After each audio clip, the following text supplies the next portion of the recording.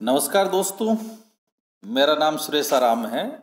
मैं आवासीय विद्यालय मंडोर जोधपुर में प्रधानाचार्य के पद पर कार्यरत हूँ। मेरा ये वीडियो बनाने का उद्देश्य अभी राजस्थान सरकार के छात्रावास और आवासीय विद्यालय में जो नवीन प्रवेश प्रक्रिया चल रही है छात्र और छात्राओं के लिए, उसके संबंध में कुछ जानकारी देना था ताकि आप लोगों को आवेदन करते समय कुछ मदद मिल सके। मुझे पूरी उम्मीद है कि आपको ये वीडियो पसंद आएगा और काफ़ी सहायता आपको मिलेगी। अब बात ये आती है कि हम हमारे बालक और बालिकाओं को इन छात्रावासों में क्यों प्रवेश दिलाएं, क्यों इन आवासीय विद्यालय में चलाएं। तो जैसा आपको भी ये देख के लग रहा है, ये जो दृश्य आप देख रहे हैं, बच्चे बड़े आराम से बैठे हैं, पूरा हरा भरा परिसर है। ये आवासीय विद्यालय मंडोर का एक दृश्य है। तो इसको देख के आप सहज ही अंदाजा लगा सकते हैं कि हमारे राजस्थान के सभी आवासीय विद्यालय और छात्रावास का जो स्तर है कितना उच्च है। ये किसी भी पब्लिक या प्राइवेट संस्थानों से कम नहीं है। तो मेरा आप सभी छात्रों से, छात्राओं से और आपके अभिभावकों से निवेदन है कि आप इन छात्रावासों में, आवासीय विद्यालयों में और महाविद्यालय स्तरीय छात्रावासों में अधिक से अधिक प्रवेश लेने की कृपा करें। आपको बहुत अच्छी सुविधाएं और वो भी निःशुल्क, जीरो कॉस्ट पर राजस्थान सरकार द्वारा जो है प्रोवाइड की जाएगी। तो आप जरूर इनमें प्रवेश लेवें, आवेदन जो है वो प्रस्तुत करें ऑनलाइन। अब आप देखिए कि आवेदन की प्रक्रिया क्या है। तो सबसे पहले आपको दो दिए हुए हैं पोर्टल, आपको दो वेबसाइट दी हुई है, उन पे आप अपना आवेदन कर सकते हैं। पहला है ssorajasthan.gov.in पे, दूसरा SGMS rajasthan.gov.in पर आप जो है आवेदन है वो ऑनलाइन प्रस्तुत कर सकते हैं। नेक्स्ट, कौन बालक बालिकाएं यहाँ पर आवेदन कर सकते हैं या उनकी पात्रता क्या है। तो सबसे बेसिक है कि वो राजस्थान का मूल निवासी होना चाहिए, पिछली कक्षा का वो नियमित विद्यार्थी होना चाहिए। छात्रावास और आवासीय विद्यालय में प्रवेश ले रहा है तो कक्षा 6 से 12 तक नियमित विद्यार्थी होना चाहिए, और महाविद्यालय छात्रावास में प्रवेश ले रहा है तो स्नातक और स्नातक स्तर पे वो जो है नियमित विद्यार्थी वो होना चाहिए। नेक्स्ट आप देखिए कि जहाँ भी वो अध्ययन कर रहे हैं उसके संस्था प्रधान, उस संस्था का जो भी हेड है, उसका अच्छा चरित्र का प्रमाण पत्र अनिवार्य है। अगर बीपीएल परिवार से हैं तो उनको वरीयता दी जाएगी। ये उनके लिए खुशखबरी है कि बीपीएल परिवार के जो बच्चे हैं, गरीब बच्चे हैं, उनको यहाँ प्राथमिकता दी जाएगी। और नेक्स्ट, जो आय है, अगर बीपीएल नहीं है और अन्य वर्ग से हैं आपका, तो आपकी आय 8 लाख से अधिक नहीं होनी चाहिए। पूरे परिवार की सकल आय है वो 8 लाख से ऊपर नहीं होनी चाहिए। नेक्स्ट, कौन कौन से दस्तावेज आपको चाहिए। ईमेल आईडी चाहिए आपको, मोबाइल नंबर चाहिए, आधार नंबर चाहिए, जन आधार नंबर चाहिए, मूल निवास प्रमाण पत्र चाहिए, गत वर्ष की अंक तालिका चाहिए और जाति प्रमाण पत्र। ये तो 7 डॉक्यूमेंट्स बहुत महत्वपूर्ण है जो चाहिए ही चाहिए। इसके अलावा बीपीएल, अगर आप बीपीएल से बिलोंग करते हैं तो निःशक्तजन प्रमाण पत्र, अगर आप विशेष योग्य जन हैं, आपके लिए अलग विद्यालय होगा, अलग व्यवस्था होगी सब तरह की। तो प्लीज आप एडमिशन लेवें। फिर आय प्रमाण पत्र, अगर बीपीएल नहीं है तो 8 लाख से कम होनी चाहिए। माता पिता की मृत्यु हो गई है, अनाथ है, तो उनका प्रमाण पत्र। अगर विधवा के बालक बालिका है तो पिता के मृत्यु का प्रमाण पत्र। अगर विधवा आवेदक है स्वयं तो पति के मृत्यु का प्रमाण पत्र। और 2 विशेष प्रकार के विद्यालय हमारे और संचालित हो रहे हैं, जिसमें निष्क्रमणीय पशुपालक और भिक्षावर्ती और अवांछित वर्तियों में लिप्त जो है उनके लिए अलग है। तो उनका अगर प्रमाण पत्र होगा तो आपको अलग स्पेशल स्कूलों में आपको प्रवेश दिया जाएगा। तो प्लीज आप ऐसे प्रमाण पत्र नहीं है तो उनको तैयार करवाइए और अधिक से अधिक हमारे पोर्टल पे आप ऑनलाइन आवेदन प्रस्तुत कीजिए। फिर देखिए, विशेष आपको ध्यान क्या रखना है कि जितने भी मैंने ये आपको जो आपके रिलेवेंट डॉक्यूमेंट है, जो जो आप पर लागू है, उनको आप इकट्ठा कीजिए, उनकी छाया प्रति करवाइए, फोटोकॉपी करवाइए, उन पे सब आप अपना स्वयं प्रमाणित कीजिए, स्कैन कीजिए और एक फाइल बना लीजिए। और उस फाइल की साइज, क्योंकि आपको अपलोड करना है, तो 200 KB से ज़्यादा नहीं होनी चाहिए।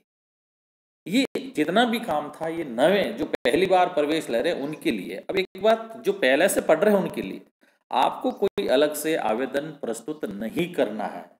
जो छात्र आवासीय विद्यालय छात्रावास में, महाविद्यालय स्थित छात्रावास में पढ़ रहे हैं, उनसे मेरा निवेदन है कि आपको कोई अलग से आवेदन प्रस्तुत करने की जरूरत नहीं है। फिर महत्वपूर्ण तिथियां, ये बहुत ध्यान रखना आपको। बात आप देरी कर देंगे, चूक जाएंगे, तिथियों को जरूर याद कर ले, इनको आप दिमाग में याद रख ले। आवेदन कब से शुरू होगा? सभी प्रकार के छात्रावास और आवासीय विद्यालयों के लिए 20 मई से आवेदन शुरू हो रहे हैं। फिर छात्रावास और आवासीय विद्यालयों के लिए जो अंतिम तिथि है आपकी वो 18 जून 2020 रखी गई है। और भी मेरा आपसे कहना है कि आप समाचार पत्रों के संपर्क में रहिए, अगर कोई किसी प्रकार का बदलाव होता है तो आपको उसमें ध्यान रहे। लेकिन जो महाविद्यालय स्तरीय छात्रावास है उनके लिए अंतिम तिथि 30 जून। तो इन तिथियों को ध्यान रखें और उनके अनुसार अपने दस्तावेज तैयार करें और जल्दी से जल्दी आप ऑनलाइन फॉर्म भरने की तैयारी करें। फिर देखिए, जब आपने फॉर्म भर दिया उसके बाद पात्रता हमारी सूचियां निकलेगी, प्रवेश सूचियां। वो कब कब निकलेगी? प्रथम सूची 19 जून, याद रखिएगा। पहले जिसने फॉर्म भर दिया वो सब 19 जून में आ जाएंगे और जो बच गए वो बाकी की सूची में। इसलिए मैं बार बार कह रहा हूं, आप जितना जल्दी हो सके यथाशीघ्रता से आप आवेदन कीजिए। द्वितीय सूची 27 जून को आएगी, तृतीय सूची 7 जून को आएगी, 7 जुलाई को, सॉरी, अब 7 जुलाई को आएगी। 19 जून, 27 जून और 7 जुलाई। लेकिन महाविद्यालय स्तरीय जो छात्रावास है उनके लिए अलग से सूची जारी की जाएगी, एक और चतुर्थ, और वो आएगी 15 जुलाई 2020 को। अब महत्वपूर्ण बिंदु जो आपको ध्यान रखना है वो ये है कि आपको एसएसओ आईडी बनानी है। क्या बनानी है? एसएसओ आईडी बनानी है। राजस्थान सिंगल साइन पे आपको लॉगिन करना है और वहां पर एसजेएमएस, आपको हमारे सामाजिक न्याय एवं अधिकारिता विभाग का एक लोगो दिख जाएगा, उस पर क्लिक करना है। वहां पर आपको 2 चीजें मिलेगी।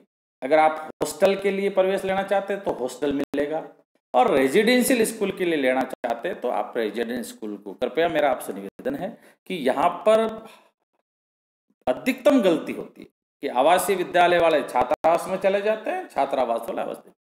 तो आप ध्यान रखकर आप पहले अच्छी तरह देख ले। छात्रावास में जाना चाहते हैं तो हॉस्टल में जाइए, आवासीय विद्यालय में जाना चाहते हैं तो रेजिडेंशियल स्कूल में जाइए आप, और फॉर्म को आप अपलोड करके सबमिट कर दीजिए। जैसे ही सबमिट करोगे आपके रजिस्टर्ड मोबाइल नंबर पे एक मैसेज आएगा, एप्लीकेशन सबमिटेड सक्सेसफुली, मतलब आपका फॉर्म है वो सबमिट हो गया है। उसके बाद जब वो जिस संस्था में आपने भरा है वहां पर वो 1, 2, 3, 4 दिन में जांच होगी। अगर वो सही पाया जाता है तो आपको एक मैसेज आएगा, एप्लीकेशन शॉर्टलिस्टेड।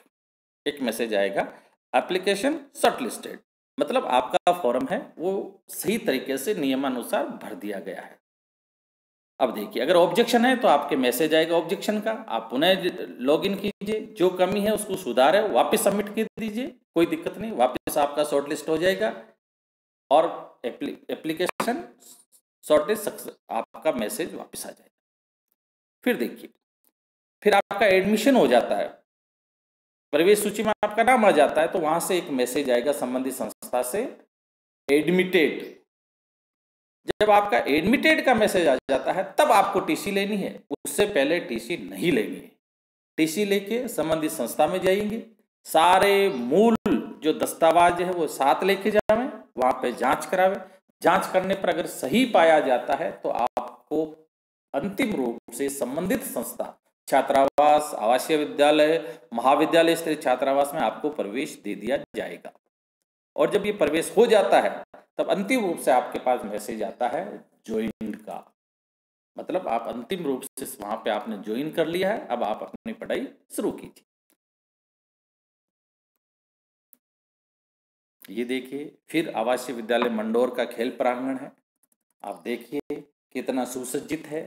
हमारे सभी आवासीय विद्यालयों में, छात्रावासों में उच्च स्तरीय सुविधाएं प्रदान की जाती है। आप निश्चिंत होके यहाँ पे आप ऑनलाइन आवेदन अप्लाई कीजिए और प्रवेश लीजिए। मेरा सभी अभिभावकों से निवेदन है कि कि आप जितनी तत्परता से बालकों के लिए आवेदन कर रहे हैं, उतनी ही तत्परता से, उतनी ही गंभीरता से, उतनी जिम्मेदारी के साथ आप कृपया बालिकाओं के लिए भी आवेदन करवाइए। हमारे छात्रावास, आवासीय विद्यालय, महाविद्यालय स्तरीय छात्रावासों में बालिकाओं का भी उतना ही सर्वांगीण विकास किया जाने का प्रयास किया जाता है जितना बालकों के लिए।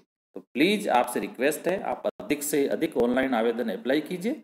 ये मेरा पहला वीडियो है। जैसे ही पोर्टल शुरू होगा, किस प्रकार से आपको फॉर्म लॉगिन करना है, सबमिट करना है, क्या क्या एंट्री करनी है, मैं एक वीडियो और बनाकर आपको अपलोड करूंगा। तो कृपया आप इसको सब्सक्राइब कीजिए, नोटिफिकेशन को ऑन कीजिए, ताकि नेक्स्ट वीडियो जैसे ही बने आपको तुरंत वो आपको प्राप्त हो जाए और आपके ऑनलाइन आवेदन में वो सहायता करे, आपकी हेल्प करे। आप सभी से एक बार पुनः रिक्वेस्ट कि अभी कोरोना पैंडेमिक है, राज्य सरकार के जो भी आदेश जारी किए गए हैं, मास्क लगाइए, सैनिटाइजर यूज कीजिए, सोशल डिस्टेंसिंग का ध्यान रखते हुए आप आवेदन पत्र जो है ऑनलाइन आवेदन अप्लाई कीजिए, ताकि आपका स्वास्थ्य का भी पूरा ध्यान रहे। जय हिंद, जय भारत।